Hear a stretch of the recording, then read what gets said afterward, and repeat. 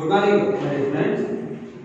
In previous class, we have to discuss some numerical problem in case of motion in straight line chapter, and also give some homework. Homework ಕೊಟ್ಟಿದೆ. ಆ homework ನ solve ಮಾಡಬೇಡಿ, ಮತ್ತೆ notes ನಿಮಗೆ send ಮಾಡಿದ್ದೀನಿ. ಅದನ್ನ clean ನೀಟಾಗಿ ಅಲ್ಲಿ ಮಾರ್ಕ್ ಮಾಡಿ ಬಿಡ್ಲಿ.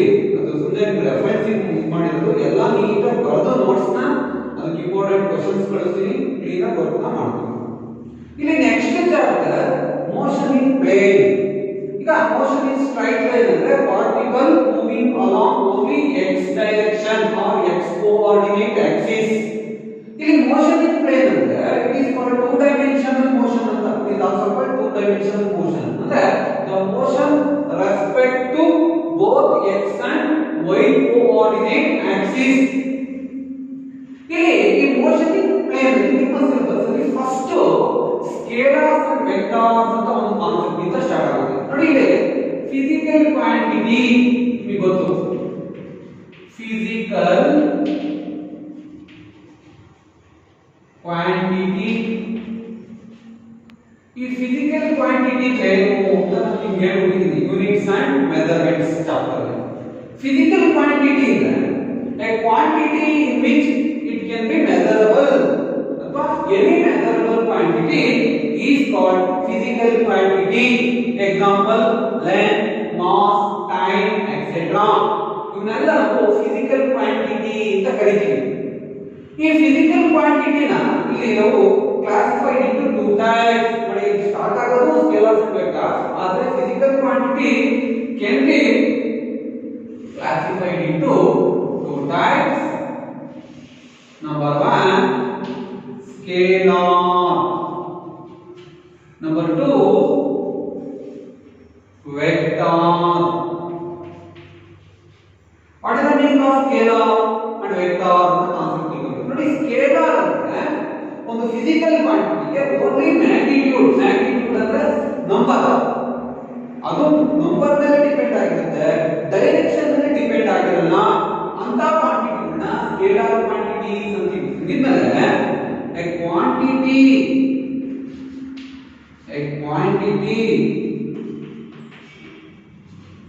in which only magnitude but no direction is called scalar quantity. What is the meaning of scalar? A quantity in which only magnitude but no direction is called scalar quantity. Example, best example, length, mass, time, temperature, distance, etc. speed ಅದು ಆಗುತ್ತೆ. ನೋಡಿ ಈ length ಹೆಂಗೆ, ಈ length ಹೆಂಗೆ scalar ಆಗುತ್ತೆ ಅಂದ್ರೆ ನೋಡಿ ಇಲ್ಲಿರ್ತಕ್ಕಂಥ ಚಾರ್ಟ್ ಟೆಸ್ಟರ್, ಈ ಟೆಸ್ಟರ್ ಗೆ ಲೆಂತ್ ಒಂದು 15 ಸೆಂಟಿಮೀಟರ್ ಐತೆ ಅಂತ. 15 ಸೆಂಟಿಮೀಟರ್ ನೋಡಿ ಇಲ್ಲಿರ್ತಕ್ಕಂಥ ಇದರಲ್ಲಿ 15 ಸೆಂಟಿಮೀಟರ್ ಇರುತ್ತೆ. ಈ 15 ಅನ್ನೋದು ಇಲ್ಲಿ ಮ್ಯಾಗ್ನಿಟ್ಯೂಡ್, ಈ ಸೆಂಟಿಮೀಟರ್ ಒಂದು ಯೂನಿಟ್ ಆಫ್ ಮ್ಯಾಗ್ನಿಟ್ಯೂಡ್ ಅಂತ ಕರೀತೀವಿ. ಇದನ್ನ ಯೂನಿಟ್ ಅಂತ ಹೇಳಿದೀನಿ. ಇದು standard measurement of physical quantity ಅಂತ. ಇಲ್ಲಿ ಈ ಟೆಸ್ಟರ್ ಲೆಂತ್ 15 ಸೆಂಟಿಮೀಟರ್ ಯಾವ ಡೈರೆಕ್ಷನ್? ಈ ಡೈರೆಕ್ಷನ್. ಈ ಡೈರೆಕ್ಷನ್ ಇದ್ರೆ 16 ಆಗುತ್ತಾ? ಆಗಲ್ಲ. ಈ ಡೈರೆಕ್ಷನ್ ಇದ್ರೆ 17 ಆಗುತ್ತಾ? ಆಗಲ್ಲ. But magnitude of the length of tester remains constant in any direction.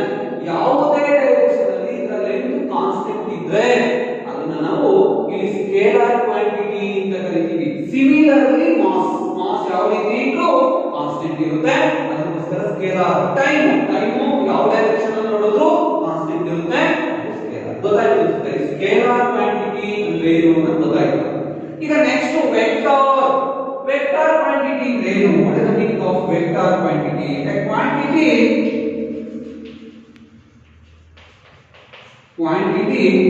having both magnitude and direction. A quantity having both magnitude and direction is called vector quantity. The best example of displacement, velocity, acceleration, force, etc. ನೋಡಿ ಯಾವುದೋ ಒಂದು physical quantity measure ಮಾಡಬೇಕಾದ್ರೆ ಅದು magnitude ಮೇಲೂ depend ಆಗಿರಬೇಕು, direction ಮೇಲೂ depend ಆಗಿರಬೇಕು. ನೋಡಿ ಫಾರ್ ಎಕ್ಸಾಂಪಲ್ ಡಿಸ್ಪ್ಲೇಸ್ಮೆಂಟ್ ತಗೊಂಡಿದ್ದೀನಿ. ನೋಡಿ ಯಾವುದೋ ಒಬ್ಬ ಪರ್ಸನ್ ಎ ಪೊಸಿಷನ್ ಇಂದ ಸ್ಟಾರ್ಟ್ ಆಗಿ ಎಲ್ಲ ಮೂವ್ ಆಗಿ ಬಿ ಪೊಸಿಷನ್ ಗೆ ರೀಚ್ ಆಗ್ತಾನೆ. ಹಾಗಿದ್ದಾಗ ಇಲ್ಲಿ ನಾವು ಡಿಸ್ಪ್ಲೇಸ್ಮೆಂಟ್ ನ ಡಿಫೈನ್ ಮಾಡಬೇಕಾದ್ರೆ it is the shortest distance between initial and final point ಅಂತ ಡಿಫೈನ್ ಮಾಡಿದೀವಿ. That will be called initial point, that will be called final point. Initial point ಇಂದ ಫೈನಲ್ ಪಾಯಿಂಟ್ ಗೆ ಇರತಕ್ಕಂತ ಅತ್ಯಂತ ಕಡಿಮೆ ಡಿಸ್ಟೆನ್ಸ್ ನ ಡಿಸ್ಪ್ಲೇಸ್ಮೆಂಟ್ ಅಂತ ಕರಿತೀವಿ. ಅಂದ್ರೆ ಇದಕ್ಕೆ ಯಾವ ಡೈರೆಕ್ಷನ್ ಅಲ್ಲಿ ಮೆಜರ್ ಮಾಡಿದ್ರೆ ಸ್ಮಾಲೆಸ್ಟ್ ಪಾತ್ ಲೆಂತ್ ಬರುತ್ತೆ. ಇದೆಲ್ಲ ಹೋದ್ರೆ ಈ ಡೈರೆಕ್ಷನ್ ಹೋದ್ರೆ ಜಾಸ್ತಿ, ಮತ್ತೆ ಈ ಡೈರೆಕ್ಷನ್ ಹೋದ್ರೆ ಜಾಸ್ತಿ, ಈ ಡೈರೆಕ್ಷನ್ ಹೋದ್ರೆ ಜಾಸ್ತಿ. ಈ ಪರ್ಟಿಕ್ಯುಲರ್ ಡೈರೆಕ್ಷನ್ ನೋಡಿ, ಈ ಪರ್ಟಿಕ್ಯುಲರ್ ಡೈರೆಕ್ಷನ್ ಅಂದ್ರೆ ಆರೋ. ಈ ಆರೋ ರೆಪ್ರೆಸೆಂಟ್ ಡೈರೆಕ್ಷನ್. ಈ ಡೈರೆಕ್ಷನ್ ಇಂದ ಈ ಡೈರೆಕ್ಷನ್ ಮೆಜರ್ ಮಾಡಿದ್ರೆ ಮಾತ್ರ ಇದರ ಪಾತ್ ಲೆಂತ್ ಕಡಿಮೆ ಇರುತ್ತೆ, ಅವಾಗ ಮಾತ್ರ ಅದನ್ನ ಡಿಸ್ಪ್ಲೇಸ್ಮೆಂಟ್ ಅಂತ ಕರಿತೀವಿ ಅಂತ ಹೇಳಿದ್ಮೇಲೆ ಇಲ್ಲಿರ್ತಕ್ಕಂಥದ್ದು 7 ಮೀಟರ್ ಐತೆ ಅಂದ್ರೆ ಈ 7 ಅನ್ನೋದು ಮ್ಯಾಗ್ನಿಟ್ಯೂಡ್. ಇದು ಇದೇ ಡೈರೆಕ್ಷನ್ ಮೆಜರ್ ಮಾಡಬೇಕು ಅನ್ನೋದು ಆರೋ ರೆಪ್ರೆಸೆಂಟೇಷನ್. ಡೈರೆಕ್ಷನ್ ಬೇಕಿದೆ, ರೆಪ್ರೆಸೆಂಟೇಷನ್ ಬೇಕು, ಒಂದು ಡೈರೆಕ್ಷನ್ ಮಾತ್ರ, ಈ ಡೈರೆಕ್ಷನ್ ಮಾತ್ರ ಇಲ್ಲಿರ್ತಕ್ಕಂಥದ್ದನ್ನ ಶಾರ್ಟೆಸ್ಟ್ ಪಾತ್ ಅಂತ ಕರಿಬಹುದು. ಇದಕ್ಕೆ ಮ್ಯಾಗ್ನಿಟ್ಯೂಡ್ 7. ನೋಡಿ ಈ 7 ಆರೋ, ಇದು ಮ್ಯಾಗ್ನಿಟ್ಯೂಡ್, ಇದು ಡೈರೆಕ್ಷನ್. ಅವಾಗ ಡಿಸ್ಪ್ಲೇಸ್ಮೆಂಟ್ ಅನ್ನೋದು ವೆಕ್ಟರ್ ಕ್ವಾಂಟಿಟಿ ಆಗುತ್ತೆ. ಗೊತ್ತಾಯ್ತು ಈಗ?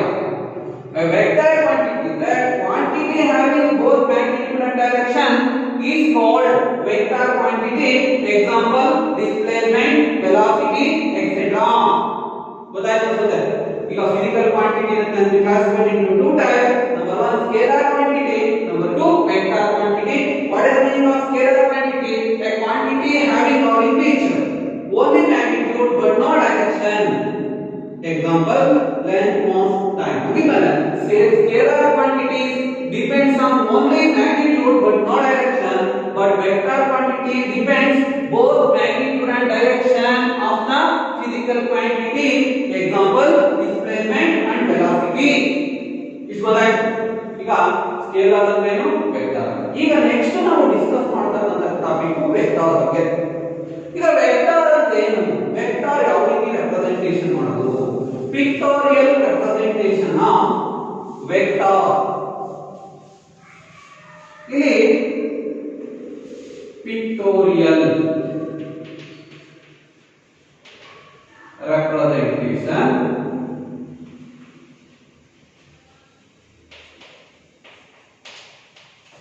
of vector. Pictorial representation of vector. ನೋಡಿ ವೆಕ್ಟರ್ ಯಾವ ರೀತಿ ರೆಪ್ರೆಸೆಂಟ್ ಮಾಡೋದಂದ್ರೆ ಈ ರೀತಿ ಒಂದು ಸ್ಟ್ರೈಟ್ ಲೈನ್, ಈ ಸ್ಟ್ರೈಟ್ ಲೈನ್ ಅಲ್ಲಿ ಡೈರೆಕ್ಷನ್ ಇದೆ ಟೈಲ್, ಇದು ಹೆಡ್, ಇದನ್ನ ವೆಕ್ಟರ್ ಎ ಅಂತ ರೆಪ್ರೆಸೆಂಟ್ ಮಾಡ್ತೀವಿ. ಈ ರೀತಿ pictorial representation of the vector. Origin point it is called direction. ಇದನ್ನ ಪಿಕ್ಟೋರಿಯಲ್ ರೆಪ್ರೆಸೆಂಟೇಷನ್ ಆಫ್ ವೆಕ್ಟರ್. ಅದರಲ್ಲಿ ಇದೇ ರೆಪ್ರೆಸೆಂಟ್ ಮಾಡುತ್ತೆ ಡೈರೆಕ್ಷನ್ ಆಫ್ ದ ಮ್ಯಾಗ್ನಿಟ್ಯೂಡ್. ಇದೇ ರೆಪ್ರೆಸೆಂಟ್ ಮಾಡುತ್ತೆ ಮ್ಯಾಗ್ನಿಟ್ಯೂಡ್. ನೋಡಿ ಇಲ್ಲಿ ಏನದು ಮ್ಯಾಗ್ನಿಟ್ಯೂಡ್, ಆರೋ ರೆಪ್ರೆಸೆಂಟ್ ಡೈರೆಕ್ಷನ್. ಇದನ್ನ ಪಿಕ್ಟೋರಿಯಲ್ ರೆಪ್ರೆಸೆಂಟೇಷನ್ ಆಫ್ ವೆಕ್ಟರ್ ಅಂತ ಡೆಸಿಗ್ನೇಟ್ ಮಾಡ್ತಾ ಹೋಗ್ತೀವಿ. ನೆಕ್ಸ್ಟ್ ಆಮೇಲೆ ವೆಕ್ಟರ್ ನ ಕ್ಲಾಸಿಫಿಕೇಶನ್ ಮಾಡ್ತಾ ಹೋಗ್ತೀವಿ. ಈಗ ವೆಕ್ಟರ್ ಎಷ್ಟು ಇರ್ತವೆ, ನಂಬರ್ ಆಫ್ ವೆಕ್ಟರ್ ಇರ್ತವೆ. ನಿಮಗೆ ಮೇನ್ಲಿ ಇಂಪಾರ್ಟೆಂಟ್ ಒಂದು ಸ್ವಲ್ಪ ಕಾನ್ಸೆಪ್ಟ್ ಇರುತ್ತೆ, ಆ ಕಾನ್ಸೆಪ್ಟ್ ತಿಳ್ಕೊಳ್ಳಿ. ಏನು? Types of vector. Types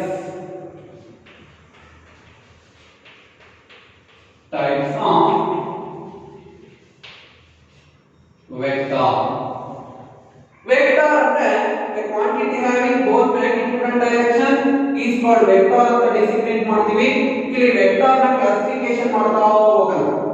number of vectors ಇದು ನಿಮಗೆ ಇಂಪಾರ್ಟೆಂಟ್ ಕೆಲವು ಕಾನ್ಸೆಪ್ಟ್ ಮಾತ್ರ ಇದೆ, ಕರೆಕ್ಟ್ ಆಗಿ ತಿಳ್ಕೊಳ್ಳಿ. ಫಸ್ಟ್ ವೆಕ್ಟರ್ ನಲ್ ವೆಕ್ಟರ್ ಅಂತ ಯೂನಿಟ್ ವೆಕ್ಟರ್ ಅಂತ ಕರೆಯೋಣ. Unit vector very very important type vector. ಏನು ಯೂನಿಟ್ ವೆಕ್ಟರ್ ಅಂದ್ರೆ ಏನು ಅಂದ್ರೆ ಯಾವ ವೆಕ್ಟರ್ ನ ಮ್ಯಾಗ್ನಿಟ್ಯೂಡ್ 1 ಇರುತ್ತೋ, ನಂಬರ್ 1 ಇರುತ್ತೋ ಅಂತ ಯೂನಿಟ್ ವೆಕ್ಟರ್ ಅಂತ ಕರೀತೀವಿ. ಏನಂತ ಹೇಳ್ಬೇಕು? a vector having a vector having magnitude is equal to 1 is called unit vector. Unit vector ಇರತಕ್ಕಂತ ಒಂದು ಡೆಫಿನಿಷನ್ ಕೇಳಿದ್ರೆ ನಂಬರ್ ಆಫ್ ಟೈಮ್ ಎಕ್ಸಾಮಿನೇಷನ್ ಗೆ ಕೇಳಿದ್ರೆ what is unit vector? Unit vector ಅಂದ್ರೆ ಸಿಂಪಲ್ ಆಗಿ a vector having magnitude is equal to 1. Simple ಆಗಿರಬಹುದು. A vector having magnitude is equal to 1 is called unit vector. ಇಲ್ಲಿ unit vector ಗೆ simple representation important. ಯಾವ ರೀತಿ ಅಂದ್ರೆ ನೋಡಿ, ಇದನ್ನ a ಕ್ಯಾಪ್ ಯೂನಿಟ್ ವೆಕ್ಟರ್ ಇರತಕ್ಕಂತ representation a cap, y cap, j cap, k cap, m cap ಎಲ್ಲ cap ಅಂತ ಯೂಸ್ ಮಾಡಿದ್ದೀವಿ. that will be called the mathematical representation of unit vector. ಕೇಳ್ತಾರೆ right the mathematical representation of unit vector ಅಂತ. ಅವರು a cap ಅಂತ start ಮಾಡಿ vector a over magnitude of vector a ಅಂತ ಬರ್ಕೊಂಡಿದ್ದೀವಿ. ನೋಡಿ, vector a by magnitude of vector a. ಇಲ್ಲಿ ಇದ್ರ meaning ಏನು ಅಂತ ಹೇಳಿದೀನಿ. Vector a magnitude of vector a, magnitude of vector a ಅಂದ್ರೆ ಬರೆಯೋದು. ಬೈ ಮ್ಯಾಗ್ನಿಟ್ಯೂಡ್ ನ ರೆಪ್ರೆಸೆಂಟ್ ಮಾಡಬೇಕು ಅಂತ ಹಿಂಗೆ ಹೇಳಬೇಕು. ಅದನ್ನ ಮಾಡದ ಸಿಂಬಲ್ ಅಲ್ಲಿ ಈ ರೀತಿ ಹೇಳ್ತೀವಿ. ನಾವು ಓದಬೇಕಾದ್ರೆ ಮ್ಯಾಗ್ನಿಟ್ಯೂಡ್ ಆಫ್ ವೆಕ್ಟರ್ a ಓದೋದು ನೋಡಿ ಯಾವ ರೀತಿ ಇದೆ. ಮ್ಯಾಗ್ನಿಟ್ಯೂಡ್ ಆಫ್ ವೆಕ್ಟರ್ a ಈ ರೀತಿ ಓದಬೇಕಿಲ್ಲ. Unit vector can be mathematically represented by a cap is equal to vector a by magnitude of vector a. It is called the mathematical representation of unit vector. It is first type vector. Second type one ನಿಮಗೆ ಬೇಕಾದಂತದ್ದು null vector. null on in zero vector. null or zero vector ಅಂತ representation. Second one ಏನು a vector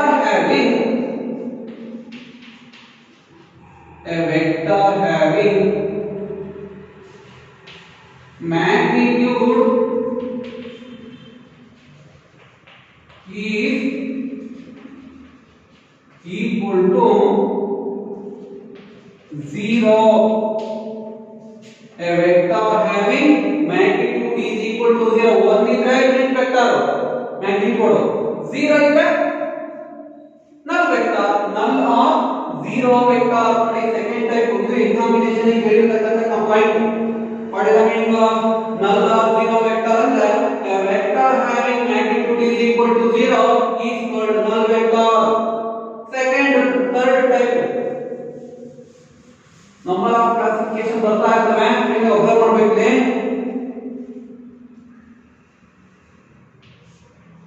ಒಂದು very important concept ಇದೆ, equal vector. Equal ಅಂದ್ರೆ ಗೊತ್ತಿರುತ್ತೆ, equal vector ಏನು equal ಅಂದ್ರೆ minimum ಎಷ್ಟು ಬೇಕೀಗ ನಿಮ್ಮ ಟೆಸ್ಟ್ ಮಾರ್ಕ್ಸ್ ನಲ್ಲಿ ಈಕ್ವಲ್ ಆಗಿ ಎಲ್ಲ ಬಂದಿದ್ದೀರಾ ಅಂತ ನಾವು ಹೇಳ್ತೀವಿ. ಎಲ್ಲರೂ 25 ಬಂದಿದೆ. ಈಕ್ವಲ್ ಆಗಿ ತೆಗೆದಿದ್ದೀವಿ ಅಂತ ಹೇಳ್ಬೇಕು ಅಂದ್ರೆ ಮಿನಿಮಮ್ 2% ಕಂಪೇರಬಲ್ ಆಗಿರಬೇಕು. ನೋಡಿ, ಈ ಚಾಕ್ ಪೀಸ್ ಇನ್ನೊಂದು ಚಾಕ್ ಪೀಸ್ ಈಕ್ವಲ್ ಆಗೈತೆ ಅಂದ್ರೆ ಇನ್ನೊಂದು ಇರ್ಬೇಕು ಡಿಫರೆನ್ಸ್ ಅಲ್ಲಿ, ಅವಾಗ ಈಕ್ವಲ್ ಅಂತ ಹೇಳ್ಬೇಕು. ಇನ್ನು ಈಕ್ವಲ್ ವೆಕ್ಟರ್ ಅಂದ್ರೆ ಎರಡು vector same magnitude same direction ಇದೆ ಅಂತ ಈಕ್ವಲ್ ವೆಕ್ಟರ್ ಅಂತ ಕರಿತೀವಿ. ಈ ರೀತಿ ಇದೆ. ಈ ಇದನ್ನ ವೆಕ್ಟರ್ ಗೆ ಇನ್ನೊಂದು ವೆಕ್ಟರ್ b ತರ ಪ್ರೆಸೆಂಟ್ ಮಾಡ್ಕೊಂಡಾಗ ಈ a = b ಆಗಿರುತ್ತೆ. ಅವಾಗ ಇದನ್ನ ಈಕ್ವಲ್ ವೆಕ್ಟರ್ ಅಂತ ಕರೀತೀವಿ. ಏನಂತ ಹೇಳ್ತಾರೆ? if two vectors having same magnitude and same direction is called equal vector. ನೋಡಿ, equal vector ಅಂದ್ರೆ if two vector having same magnitude and same direction is called equal vector. ಇದೇ ತರ ಇನ್ನೊಂದು negative vector.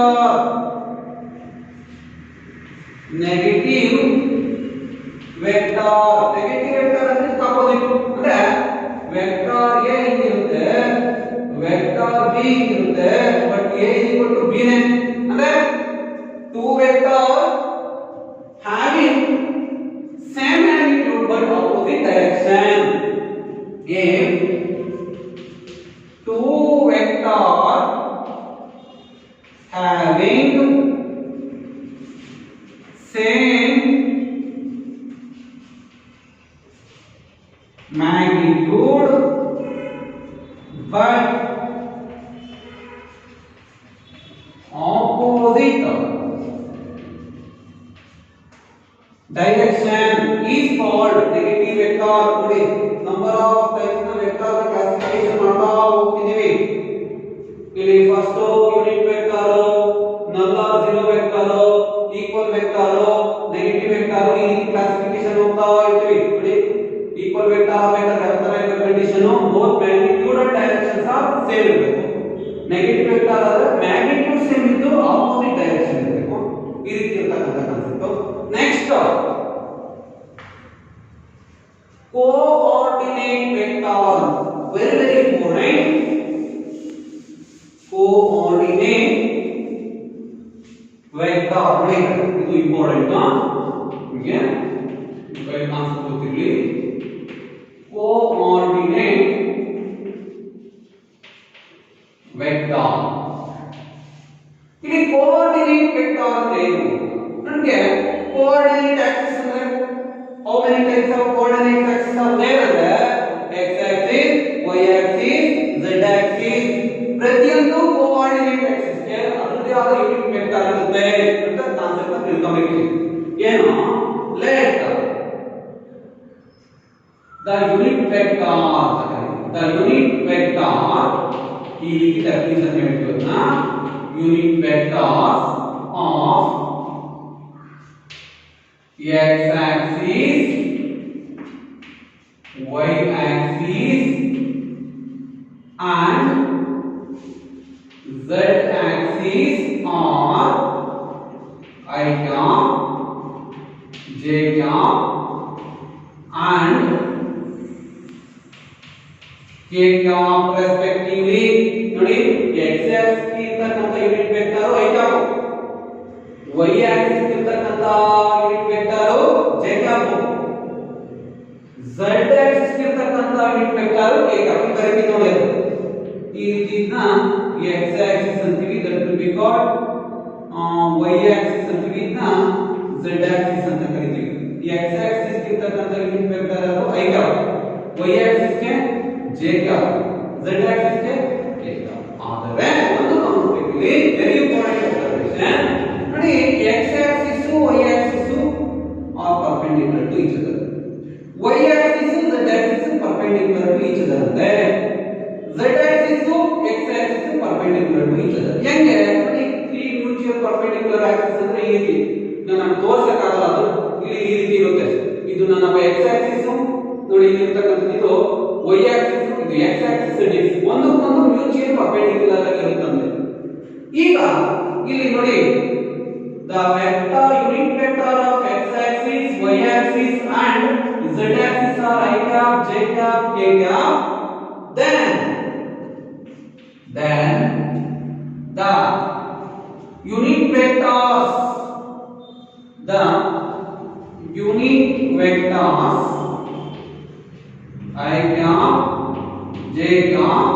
and cation are acting mutually perpendicular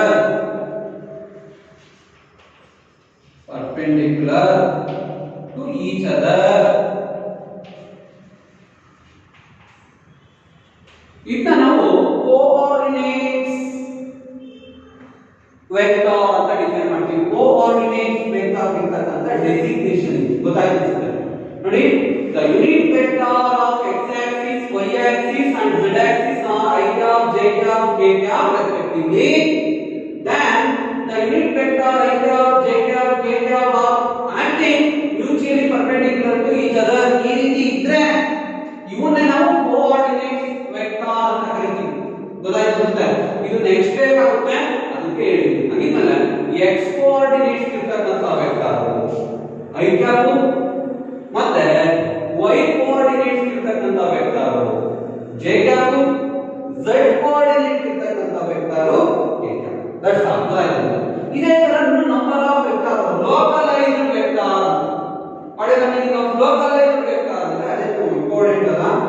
a vector having tightly fixed is called localized vector. Localized vector.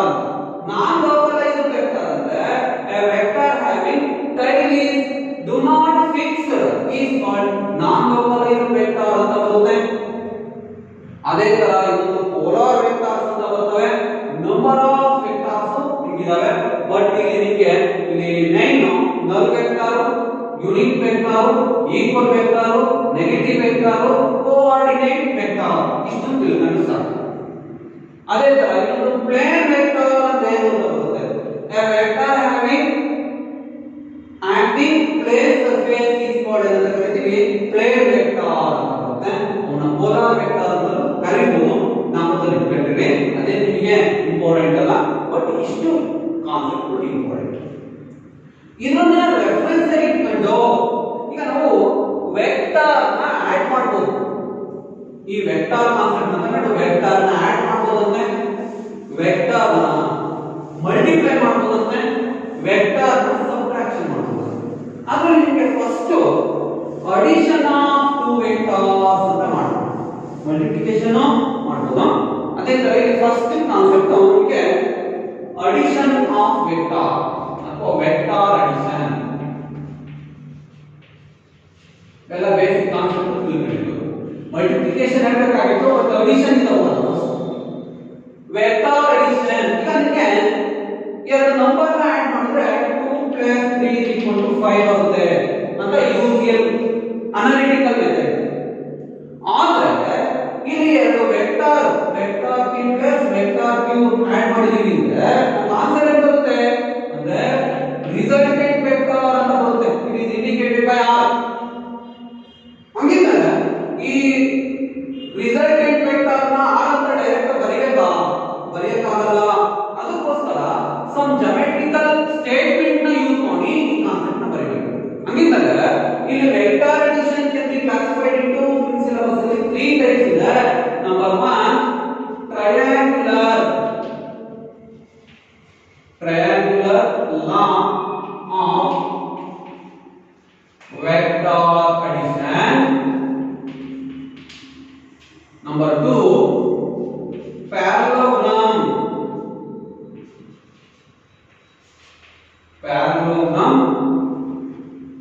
law of vector addition ಅಂತ ಇದೆ. Third concept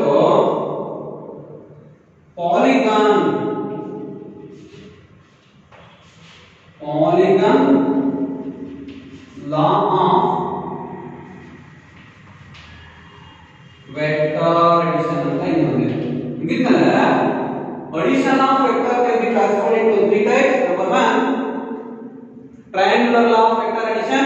Number 2 parallelogram law of vector addition. Number 3 polygon law of vector addition. ಇವು statement examination important. Proof paragraph ಆಗೋದೇ ಇರೋದು ಇವೆರಡು statement ಮಾತ್ರ ನಾಮದಲ್ಲಿ ಇಟ್ಕೊಂಡು ಸಾಕು. ಪ್ರೂಫ್ ಇಲ್ಲ ಸಿಲೆಬಸ್ ಅಲ್ಲಿ. ಈಗ first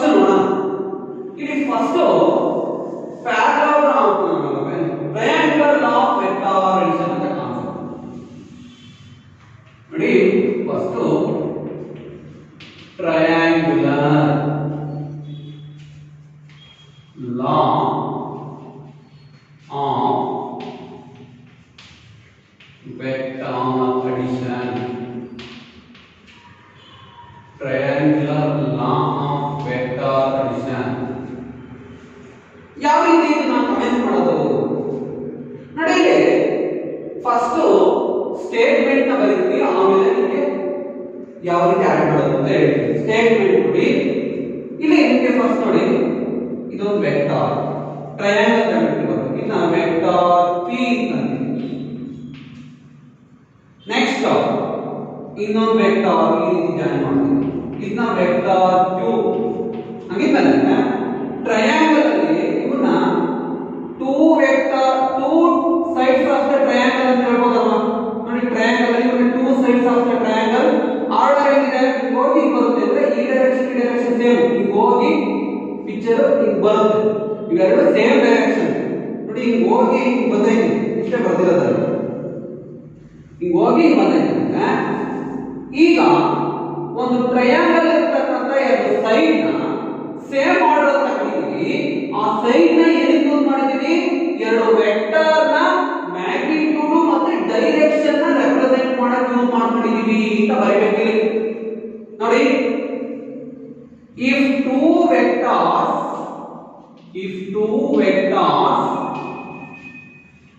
can be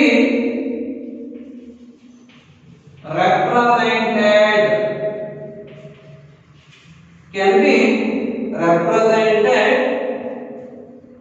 by both magnitude and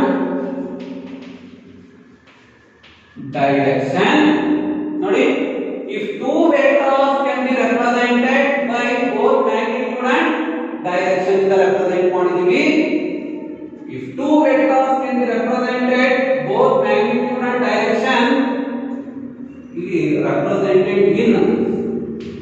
represented in both magnitude and direction by two sides of the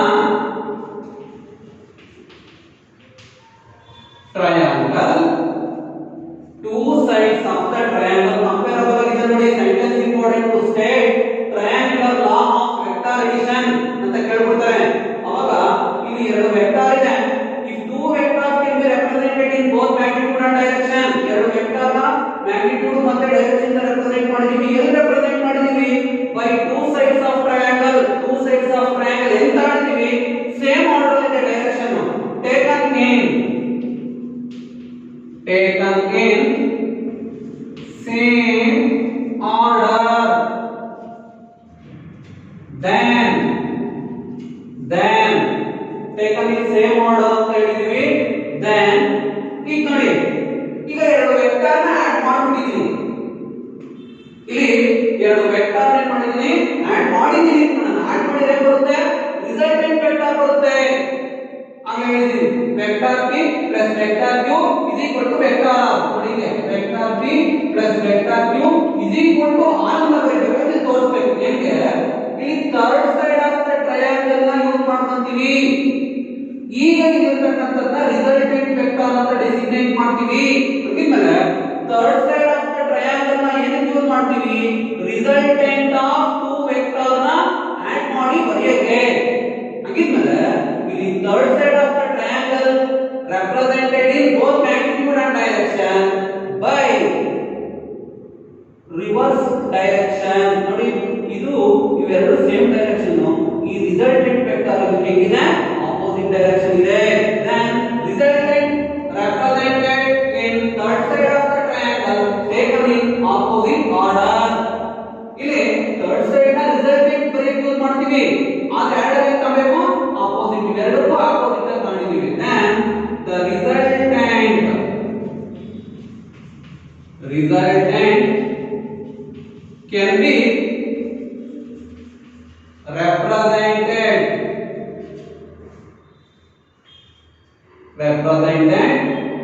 in third side of the triangle taken in opposite direction. Opposite direction. ಈಗ ನಾವು ಇಲ್ಲಿ ಈ sentence complete ಆದ್ಮೇಲೆ ಈಗ triangle represent ಮಾಡ್ತಿರ್ತಕ್ಕಂಥದ್ದು vector p plus vector q is equal to vector r ಅಂತ ಬರೆಯಕ್ಕೆ permission ಇದೆ. ಇಲ್ಲ ಅಂದ್ರೆ ಬರೆಯಕ್ಕಾಗಲ್ಲ, ಯಾಕೆಂದ್ರೆ ಯಾವ ರೀತಿ ಆಡ್ ಮಾಡಿದ್ಯಾ ಅನ್ನೋದಕ್ಕೆ ಎಕ್ಸ್ಪ್ಲನೇಷನ್ ಇದೆ. ಯಾವ ರೀತಿ ಆಡ್ ಮಾಡಿದ್ಯಾ ಅನ್ನೋದಕ್ಕೆ ಎಕ್ಸ್ಪ್ಲನೇಷನ್ ಇದರ ರಿಸಲ್ಟ್. ಹಂಗಿದ್ಮೇಲೆ ಎರಡು ವೆಕ್ಟರ್ ನ ಇಲ್ಲಿ triangle law of vector addition ಅಲ್ಲಿ ಆಡ್ ಮಾಡಬೇಕು ಅಂದ್ರೆ two sides of the triangle representation compulsory taken in same order ಇರಬೇಕು. ಅವೆರಡು ಆಡ್ ಮಾಡಿದ ಆನ್ಸರ್ ಬರುತ್ತಲ್ಲ, ಆನ್ಸರ್ ರಿಸಲ್ಟೆಂಟ್ ವೆಕ್ಟರ್ ಅಂತ ಕರಿತೀವಿ. ಟೇಕನ್ ಇನ್ ಏನಂತ ಹೇಳ್ಬೇಕನ್ನ ರಿವರ್ಸ್ ಆರ್ಡರ್ ಅಥವಾ ಆಪೋಸಿಟ್ ಆರ್ಡರ್ ಅಂತ ಕಾನ್ಸೆಪ್ಟ್ ನಮಗೆ ಇರಬೇಕು. ಇದು ನಾವು triangular law of vector addition ಅಂತ ಡೆಸಿಗ್ನೇಟ್ ಮಾಡ್ತೀವಿ. ಈಗ triangular law of vector addition ಅನ್ನು ಡೆಸಿಗ್ನೇಟ್ ಮಾಡಬೇಕಾದ್ರೆ ಟ್ರಯಾಂಗಲ್ ಇಂಪಾರ್ಟೆಂಟ್. ನೀವು ಕೇಳ್ಬಿಡ್ತಾರೆ statement explain triangular law of vector addition ಅಂತ ಹೇಳ್ಬಿಟ್ಟು ಸುಮ್ಮನೆ ಸ್ಟೇಟ್ಮೆಂಟ್ ಬರೆದ್ಬಿಟ್ಟು ಮಾರ್ಕ್ ಕೊಡಲ್ಲ. ಸ್ಟೇಟ್ಮೆಂಟ್ ಬರೆದು ಇಲ್ಲಿರ್ತಕ್ಕಂಥ ತಲೆಗಳು ಒಂದೊಂದು ಬೇಕಾದ್ರೆ consider two vectors vector p and vector q represented in two sides of the triangle taken in same order as shown in above diagram. Then r is the resultant vector represented in third side of the triangle taken in opposite order as shown in above diagram. According to triangular law of vector addition, vector p plus vector q is equal to vector r ಅಂತ that's all. ನೋಡಿ physics ಅಲ್ಲಿ ಯಾವುದೇ concept ನ ನಾವು ಬರೀಬೇಕಾದ್ರೆ term ನ explain ಮಾಡೋದು very important.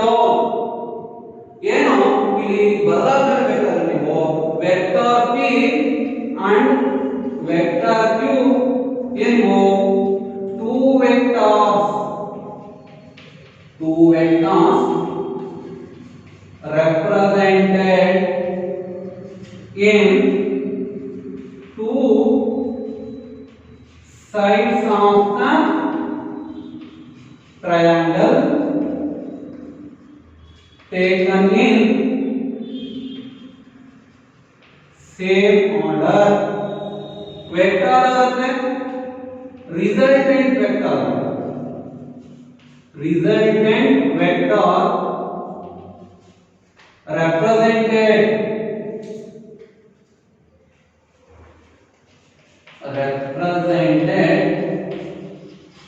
in third side taken in opposite order. Taken in opposite order. Okay, 2 marks ಕೊಡ್ತಾರೆ, 3 marks ಇದೆ, 3 marks. That's all. ಗೊತ್ತಾಯ್ತು ಅನ್ಸುತ್ತೆ. Next, parallelogram law of vector addition ಅಂತ ಕಾನ್ಸೆಪ್ಟ್. ಏನು parallelogram law of vector addition ಅಂತ ಇದನ್ನ next class ಮಾಡ್ತೀನಿ. ಇದರ ಬಗ್ಗೆ ಒಂದು ಡೆರಿವೇಶನ್ ಇದೆ. ಈ ಡೆರಿವೇಶನ್ ಮತ್ತು ಇಲ್ಲಿರ್ತಕ್ಕಂಥ ಕಾನ್ಸೆಪ್ಟ್ ನ ನೆಕ್ಸ್ಟ್ ಕ್ಲಾಸ್ ಅಲ್ಲಿ ಇಲ್ಲಿರ್ತಕ್ಕಂಥದನ್ನ ನಾವು ಹೇಳಿ ಡಿರೈವ್ ಮಾಡೋಣ. ಇಲ್ಲಿಗೆ ಸ್ಟಾಪ್ ಮಾಡಿರ್ತೀನಿ.